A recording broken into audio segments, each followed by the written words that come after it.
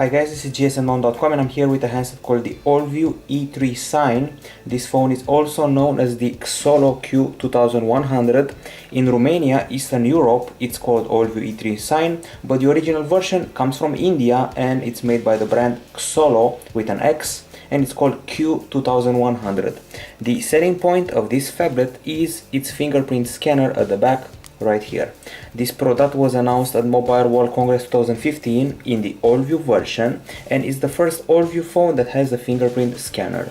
The price tag, at least in India, is $219.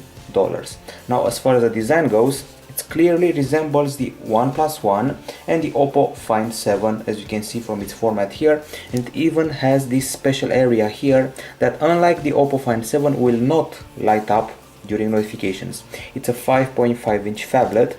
It measures 9.3mm in thickness and it weighs 161.9 grams. It has a very solid frame.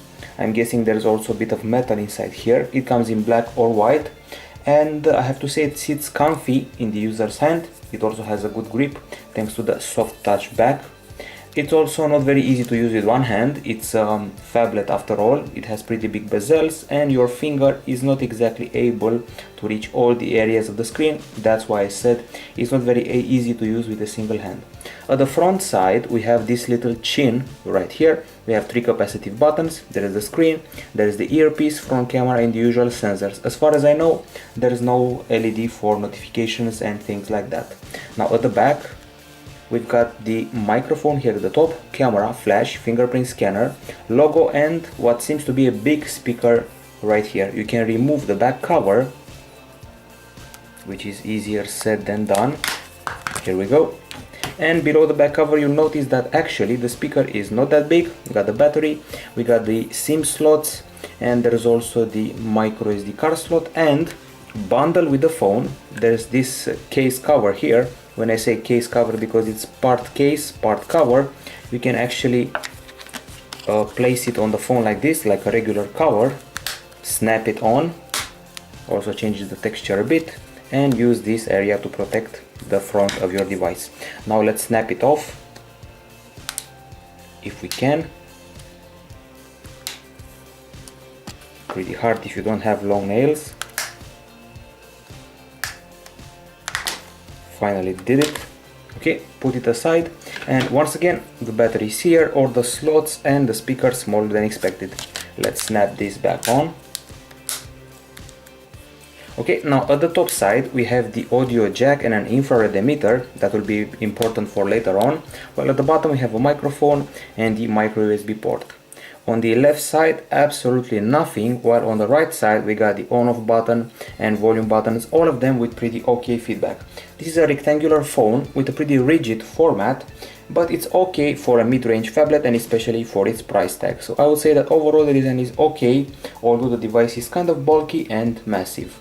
Now, as far as the hardware goes, we got an IPS LCD screen here with an HD resolution and a 5.5-inch diagonal. It uses OGS technology and the actual resolution is 1280 over 720 pixels.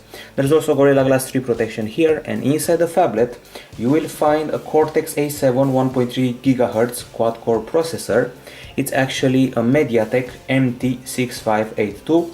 The GPU here is a Mali 400 MP and the storage is 16 GB. There's also 2 GB of RAM, and the microSD card slot can support up to 32 GB extra.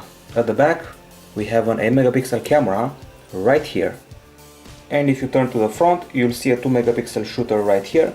And on a connectivity side we got dual SIM support.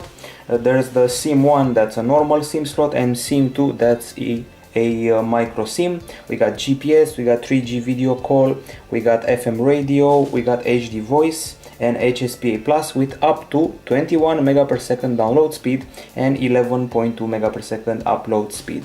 There's also Bluetooth 4.0, Wi-Fi BGN, Wi-Fi Direct, Wi-Fi display, infrared, and micro USB 2.0. In the section we like to call others, there is accelerometer, proximity sensor, light sensor, compass, and finally the fingerprint scanner. We also tested the battery. First of all, this is a lithium polymer 2800 mAh battery.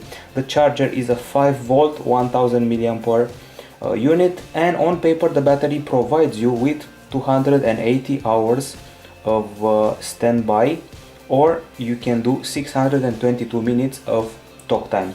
This model in our test gave us a video playback time of 7 hours and 15 minutes with Wi-Fi on and brightness at 50%, and I would say that this time is pretty reasonable for this device. So overall you get 7 hours and 15 minutes of video playback in a loop with Wi-Fi on and brightness at 15%. Other stuff worth mentioning is the fact that we surpassed the LG G3, for example, which scores 5 hours and 6 minutes, and we came close to the HTC Desire 816 with its 7 hours and 44 minutes. So this is the work battery life that we got on this device, which is quite impressive, I have to say. Keep that in mind, 7 hours and 15 minutes on this model.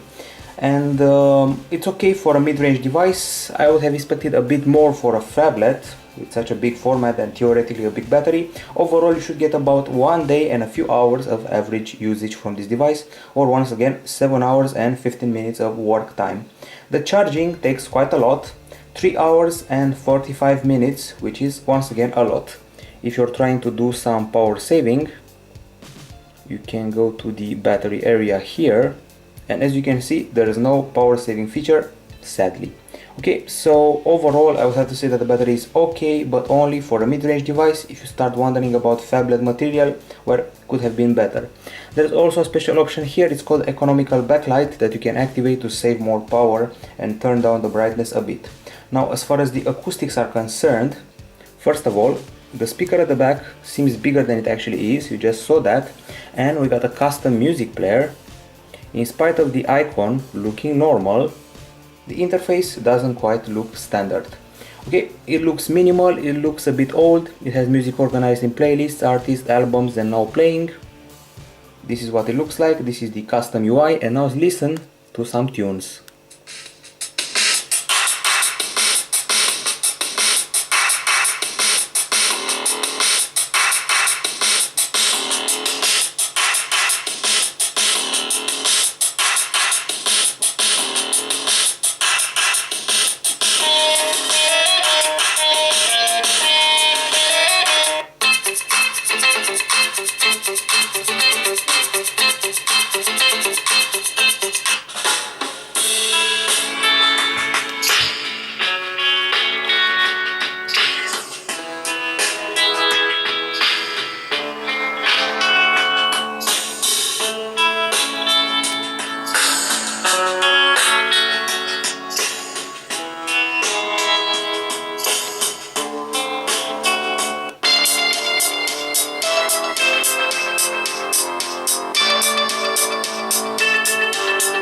Okay, now some conclusions. As you can see, if you put the device on a flat surface, it doesn't quite muffle the sound. There's a bit of distortion at the maximum volume level. I would say that this sound is reasonably loud, we have good bass, we have okay high notes, and the whole device kind of vibrates at maximum volume. You also saw the stock equalizer that we got here earlier, nothing fancy here. Okay, speaking of fancy stuff, bundled with the device we got a pair of fancy looking headphones. They have a very small remote with what seems to be a single button, and they have a pretty unusual design, pretty artsy design if I may say so. Okay, I have to say that they also come with this big plug here, kind of aesthetically not pleasing, but at least they're comfy. So the design is nice. They have a rubbery feel, they have a tangle-free wire, they have a premium look, they're comfy, they're not very loud, sadly. They have an okay bass, clear sound, and okay isolation. There's also FM radio on the device, as I mentioned before. Here we go, FM radio, you can listen to tunes, obviously, you can auto scan, channel list, speaker RDS settings, and even record stuff from the FM. Now we also have some specialized settings for the headphones, so let's put this aside for the headphones or for the speaker, can't exactly remember. So let's go to the settings area. Let's go to the acoustics department. That's here, and you'll find this audio enhancer specifically tailored for the earphones, and that's the only custom setting you're going to get. We also use the decibel meter in tandem with this phone to test it out, and this is what came out. 82.5 decibels at the back and 77.8 decibels at the front with decibel meter. I would have to say that we're doing pretty much okay. The performance is about on the same level as the one of the Huawei Honor 6. We're just a bit below the iPhone 6 Plus that scores 83 decibels, so I would say we're doing reasonable. However, if you want to compare this device to other phablets, keep in mind that the OnePlus One scores 90 decibels, so that's impressive. Overall, acoustics are okay, although that noise at maximum volume can be bothersome. Now, as far as the screen goes, this one is an IPS LCD HD OGS 720p 5.5 inch Gorilla Glass 3 protection, and we got this video player here that also supports pop-up play among others. And pop-up play is a feature you probably know from Samsung, and it does something like this: makes a video smaller, allows you to do other stuff while you're playing it. You can move it around the screen or return to a full screen. And now let's actually check it out and analyze the experience. So once again, it's an IPS LCD screen with realistic colors, crisp image, okay brightness. If you look closely, you'll see that this is not a full HD screen, it's a nearly HD screen. Thanks to the big diagonal, you can actually notice that the image could be a bit crisper if it were a full HD. We got wide viewing angles, pretty wide as usual for an IPS, and the behavior in full sunlight is, I would call, so-so. The pixels are of the RGB stripe kind, and we have actually extra details about the screen. We use the microscope, and that's what the pixels are like. These are the RGB stripes I was talking about.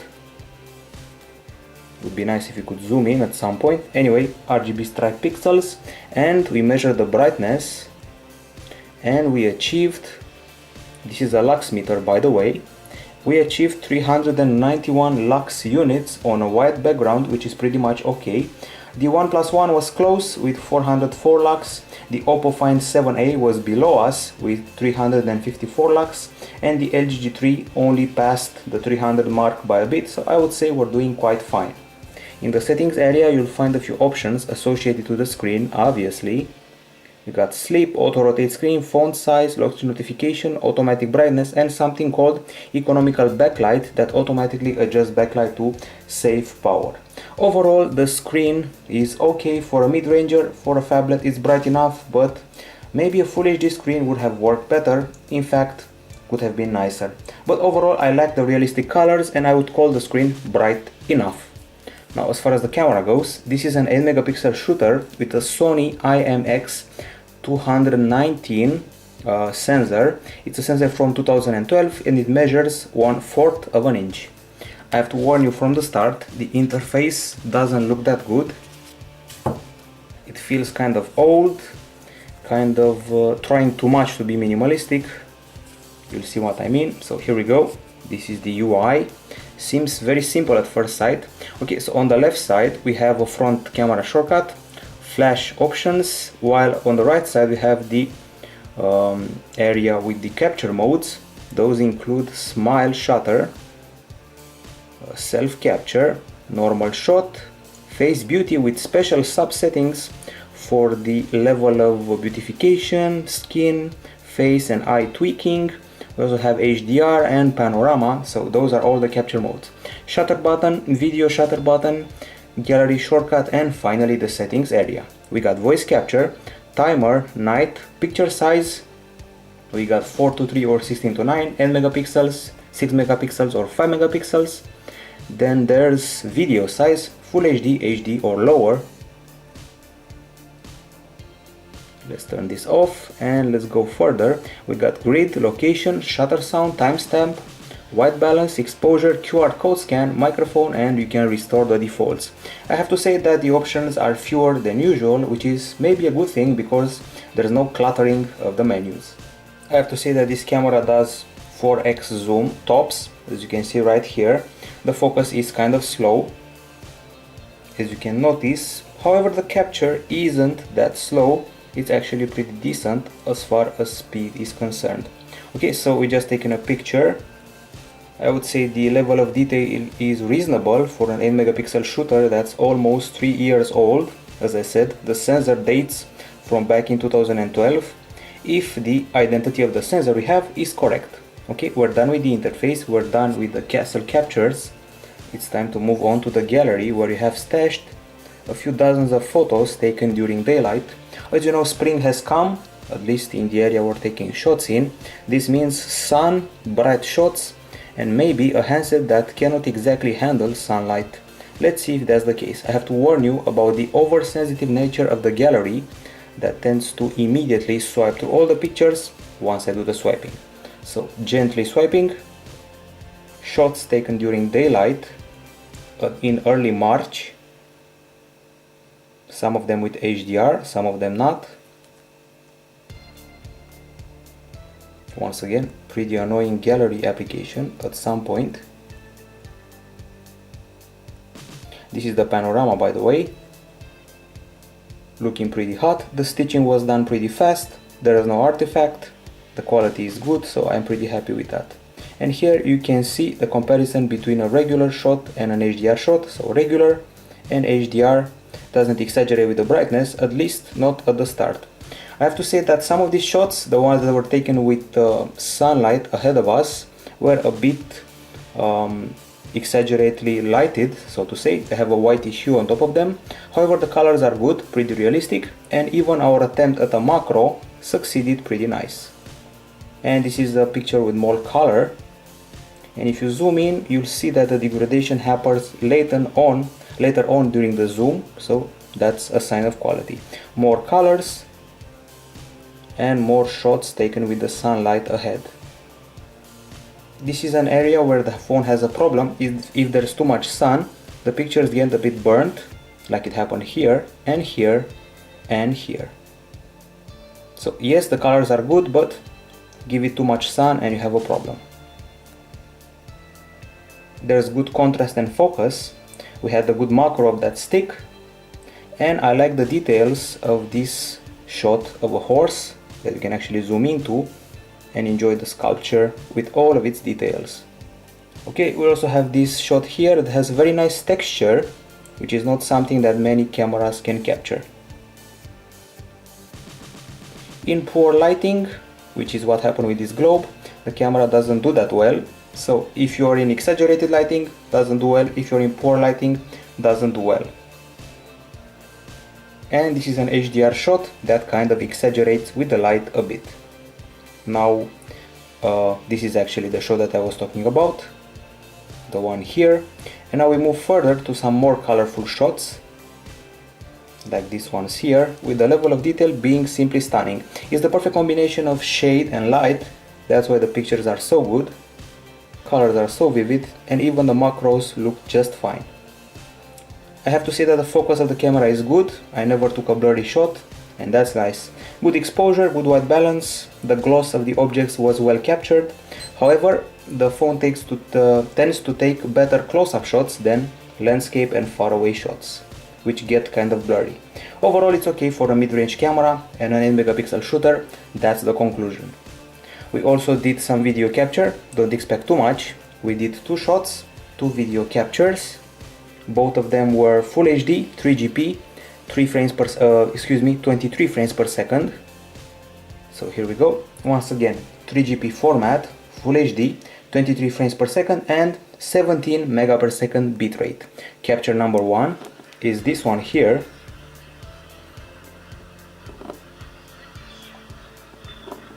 Realistic colors, reasonable focus, stabilization not that good, decent image quality, and a bit of motion blur if you look at it closely from your PC. Next video is this one here.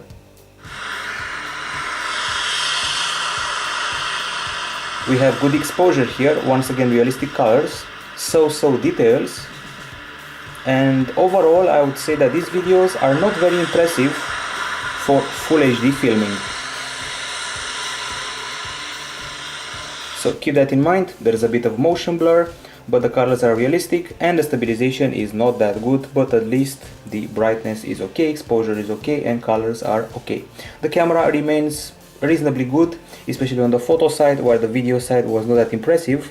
And if you want to do some editing, you can press this button here. We got a bunch of filters to play with, frames as well, crop, rotate, straight, mirror, draw, exposure, highlights, and other things like that. And that's pretty much it. The camera in a nutshell. Good capture on the photo side, not so good on the video side.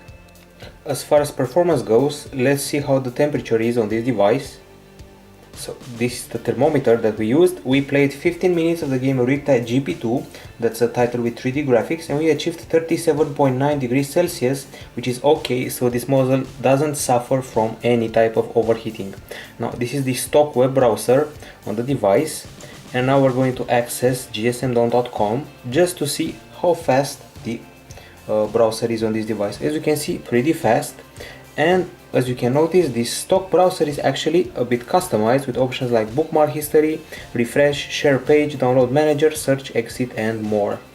The keyboard, the virtual keyboard, is stock, better said the regular stock version of KitKat. Now as far as the phone area is concerned, the interface is kind of old school and a bit ugly. We got speed dial, we got a bunch of settings here, like minute reminder, reverse and mute, gradient ring, noise reduction, which is pretty important. I have to say that we got pretty good call quality on this model, and the noise reduction actually works. We got loud calls, clean calls, clear calls, and an OK signal. Now as far as the benchmarks are concerned, I decided to compare the Allview E3 Sign, this handset right here, with the Wiko Rainbow and the Carbon Titanium S6. They may not have the same diagonal, but they have the same processor, the MediaTek quad-core unit mentioned before. Keep in mind, this is a phablet with 2 GB of RAM, and the other two are normal handsets with 5-inch screens and 1 GB of RAM. In spite of the difference of RAM, this model was actually lower than them in benchmarks. So here we go. In quadrant, we scored 6,631 points. We beat the Wiko Rainbow and its 5760 points. We got beaten by the Carbon Titanium S6 with its 8,805 points. In Antutu, we scored 18,980 points. We were very close to the Wiko Rainbow with its 18,828, and we got beaten by the Carbon Titanium S6 with its 19,418 points. In Nanomark, we got a score of 54.2 frames per second, while the Wiko Rainbow had 52.8 and the Carbon Titanium S6 60.4. Next up comes Velamo. That should be here somewhere around these parts. Here we go. In this one we scored 1701 testing Chrome, while the Wiko Rainbow 2236 and the Carbon Titanium S6 1755. There was also a test in 3D Mark, and in the Ice Storm Unlimited test we scored 2670, while the Wiko Rainbow had 2949 and the Carbon Titanium S6 2122. Geekbench 3 is also in the mix with a pretty underwhelming result, 322 over 977. Meanwhile, Wiko Rainbow had 351 and 1159. And finally, Carbon Titanium S6 353 over 1186. GFX Bench was also tested and was also pretty underwhelming, giving us a score of 4.1 frames per second in the TRX off-screen 1080p test, while the Wiko Rainbow had 4.2 frames per second and the Carbon Titanium also 4.2 frames per second. There was also a test of speed, and here I mean the Wi-Fi connection speed, 22 mega per second in upload, 22 mega per second in download, while the Wiko Rainbow had 23 and 19 and the Carbon Titanium S6 20 and 19.9. Browser Mark was also given a rundown. and we should be able to find it here somewhere. Here we go. This is browser mark, and the result was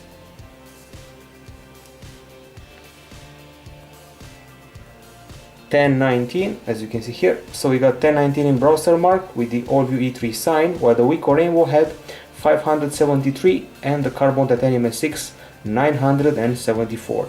Sun Spider is up next with a score of 1660, which is pretty bad. The higher the worse in this case.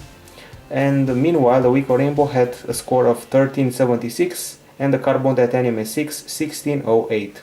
Okay, so overall the benchmarks are pretty weak, I have to say, on this device. In spite of having 2 GB of RAM, it only wins one of the 10 benchmarks, and in spite of that there's no problem with lag, and we can easily run a game with 3D graphics. So as I was saying, lack of lag, as you can see there's no problem with flicking to the menus, and if you want to play a bit of Riptide GP2 and enjoy its 3D graphics, it goes something like this.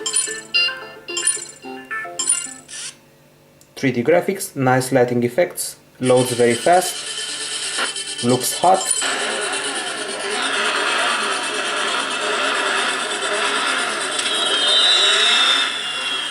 And seems to handle pretty well.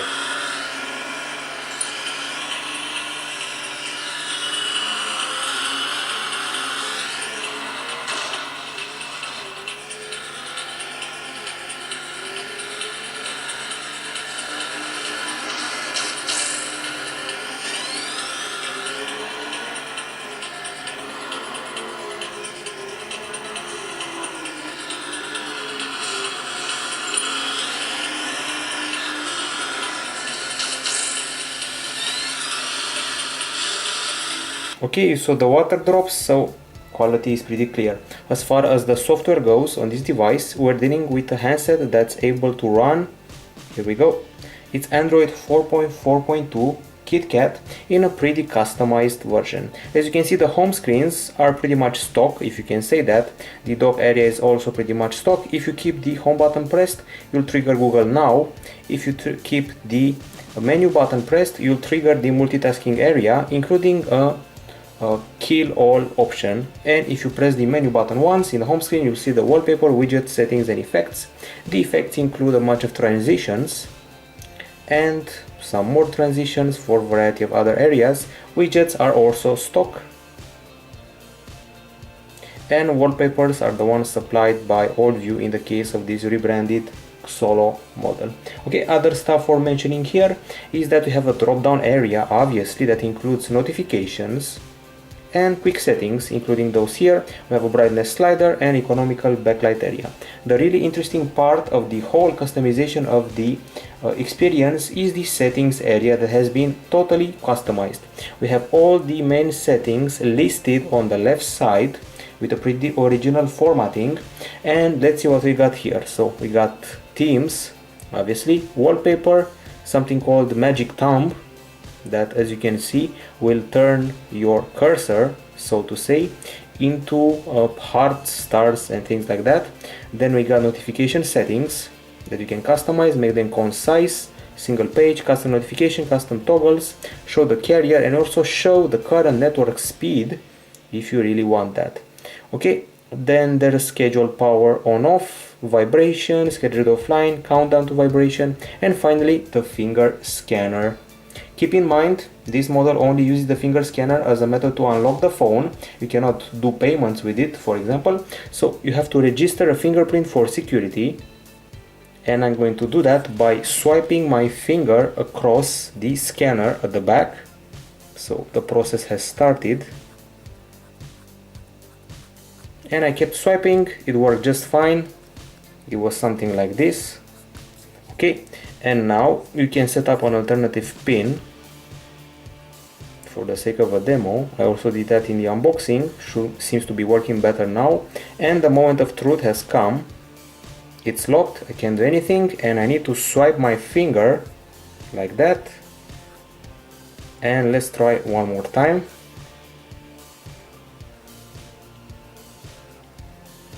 And I unlocked it finally.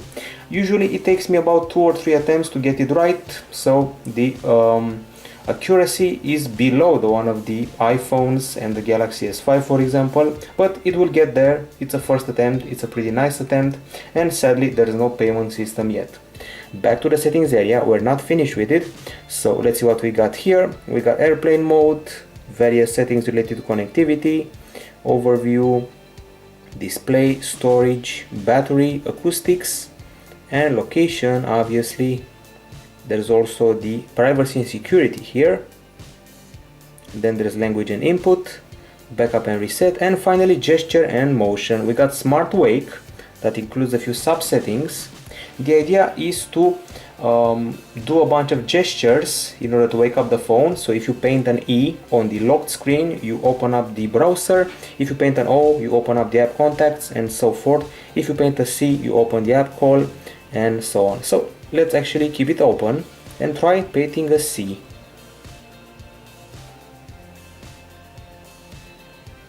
But we also have to swipe the finger gently to unlock.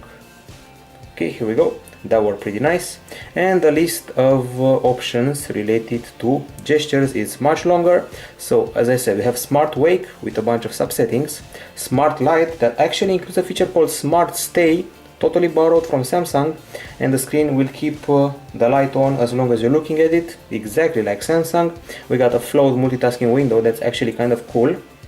It's here. It has a reading mode, it has a clean task mode, float video, calculator. I just press flow video and that's it. And then we got, once again, float video by mistake. We got calculator, sort setting, lock screen, we got a game mode, we got a reading mode, and there's also a special music mode. So there's a lot of stuff to play with that area. Next up, let's see what we've got here in the gesture and motion area. Reverse to mute, voice control, and touch protect mode.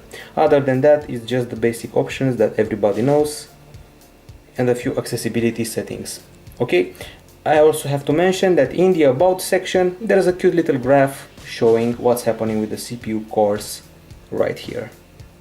Okay, now let's see the pre-installed apps on this device. So first of all, we got Bitdefender Mobile Security, able to detect malware.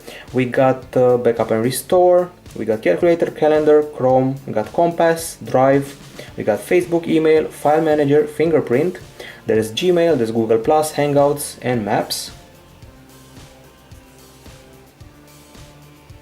which seems to be working just fine. And then we got photos, play books, play games, play music, and play newsstand. And then there's sound recorder, to do, torch, update, YouTube, and something called Zaza Remote, which is pretty interesting. So this is Zaza Remote. As you know, this phone has an infrared emitter. It will allow you to control a TV set, Blu-ray player, even air conditioner if I'm not mistaken. It has a very intuitive interface, a pretty straightforward setup process, and if you were using an HTC One before and its associated app, this one is actually easier to use, nicer, faster, quicker, and more accurate. This is the menu button, and this is the area where you can add another device if you want to, set-top box, projector, amplifier, or even a camera or a fan. Summer is coming. Okay, so it's time for the end of the review. The pros and cons related to this model, once again, is the Allview E3 Sign. It's a rebranded version of the Xolo handset from India, Q2100 if I'm not mistaken. Okay, so on the pro side, we got a fingerprint scanner at the back, we have an infrared emitter at the top, we have a pretty good price, $219, we have an OK battery, pretty much OK speakers and earphones, good brightness, almost 400 lux units, reasonable photo taking, and realistic colors in both playback and capture. However, on the con side, the phone is big, it's bulky, it's massive, its charging is quite long, and I have to say that the sound gets a bit distorted if you listen to it at the maximum volume. I'm not very impressed by the video capture, and benchmarks are quite poor. I also have to say that some parts of the UI feel a bit old and ugly, and finally I find it bad that there is no payment system triggered by the fingerprint scanner. Overall, I'm going to give this model an 8.4 out of 10 for design, a 9.3 out of 10 for hardware, and finally a 9 out of 10 for OS and UI. The final grade is 8.9 out of 10 for this handset, the Allview E3 Sign, aka the Xolo handset mentioned before from India.